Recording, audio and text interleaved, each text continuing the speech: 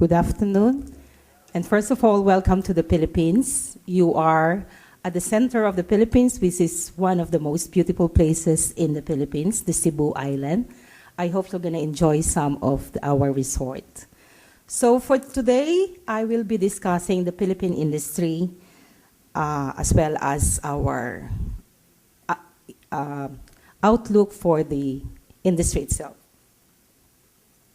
So, as a representative of the PAFMI, Philippine Association of Feed Millers Incorporated is a non-profit association organized in June 1951. And actually, the pioneer members are actually 1, 2, 3, 4, I think. But now, there are at least 27 members in this organization. And there are 367 feed millers registered in the Philippines as of January 2008. The members are enumerated here. You can see there are 27, and this accounts for at least 70 to 80% of the total production of the Philippines. Our feed millers grew by at least 5.5% on a year-to-year average.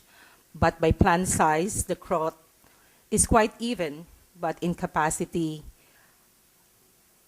the less than 20 metric ton recorded a contraction, while the strong growth is really on the large plants. By location, most feed mills are centralized somewhere in Calabar Zone area and Bulacan. The demand is actually concentrated in these areas, which account actually for the 60% of the total requirements of the country.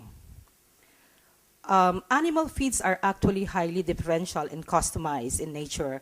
And as a total, there are 4,975 number of feed products, or SKUs, and registered to date from about 400 different brands. Some feed millers have two brands, or two brand names that they are using in their animal feed products. The industry composition is actually divided into three. We have the commercial feed millers. These are the groups that are solely engaged in the feed manufacturing business, while the integrated farm feed millers are those groups engaged in either livestock and poultry production, and at the same time sell their own products commercially. And the home mixers are those produce feeds for their own use or for their own farms, and actually called backyard feed millers.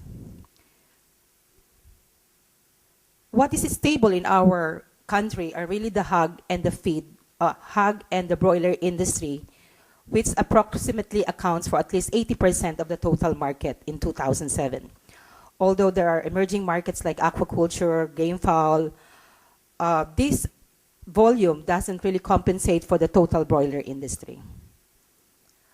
As a breakdown of the total production for the year, these are estimates from our organization. We have actually produced, there are at least, as you can see here in this data, there was a contraction actually happened in 2008 from a high of 8.65 in 2006, or this is 8.65 million tons produced. There was a contraction sometime in 2008.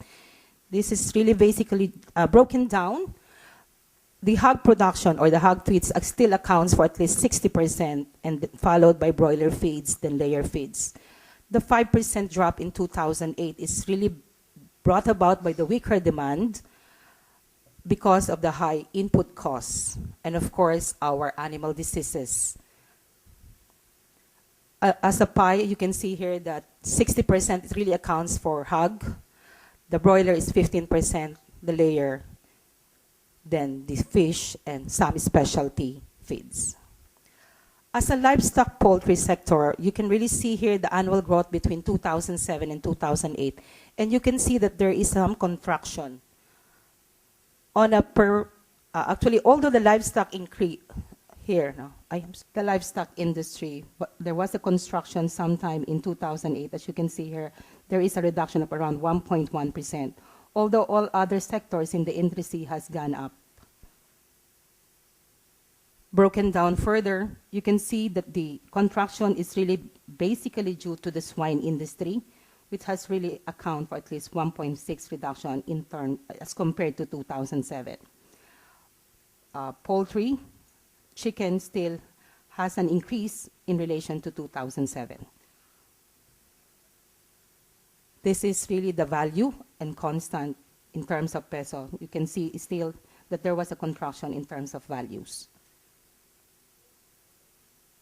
These are the major feed ingredients that the country is really actually using. We have the corn, the feed wheat, the US soybean meal, and the Argentina soybean meal. For the corn, you can see here the increase in prices in relation to 2003 to actually 2008. Although for the current pricing of 2009, I think this has actually gone down. So you can see the problem that has really bestowed the industry from period to period because of the high input costs. The country really uses interchangeably the Argentina soybean meal and the US soybean meal. This is the current prices for the year 2009. As you can see, these are some of the major ingredients that are really put in the production of feeds for the country. We use yellow corn, US soybean meal, Argentina soybean meal, feed wheat, Peruvian fish meal, rice bran, pollard or the wheat bran, copra meal, and for this country we use more of cocoa oil rather than palm oil, and of course molasses. This is the Philippine corn production as it relates to our own usage. The country is really actually using more of yellow corn, which is really used for feed usage. And for the year 2008, we have actually used around 4.6 metric ton, or this is 4,610,000 metric ton in our feed requirements.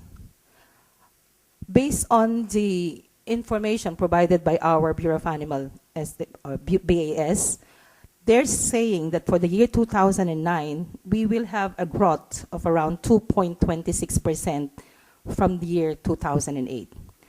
So I think we will be producing around 7 million metric ton. The increase will basically come from the second semester, which is today, from July to December, which accounts for at least 6.36% increase in relation to 2008.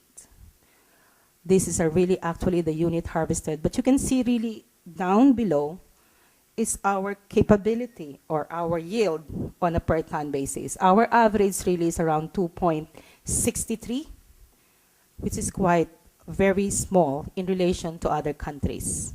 We only produce around 2.63 metric ton per hectare of corn. The reason here is that it's really basically due to our white corn. Our white corn is really being used in our food industry, while the yellow corn has really some good batting average of around 3.6 in terms of yield. Here, you can see there that for the year 2009, we are projecting around 3.68 yield or metric ton per ton. The reason why our average is very low is because of the white, which is really producing only 1.67 metric ton per ton or per hectare. Okay. The corn situation for the Philippines is that